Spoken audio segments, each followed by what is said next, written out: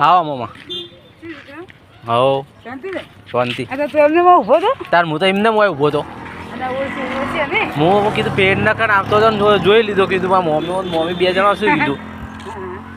phone નતો કર્યો અરે નેહાલમાંથી લઈ આવી કે અમારે આવવું છે આ બે તમને એકલા કે ના જવા દે તમે આવો સારું કરીને તે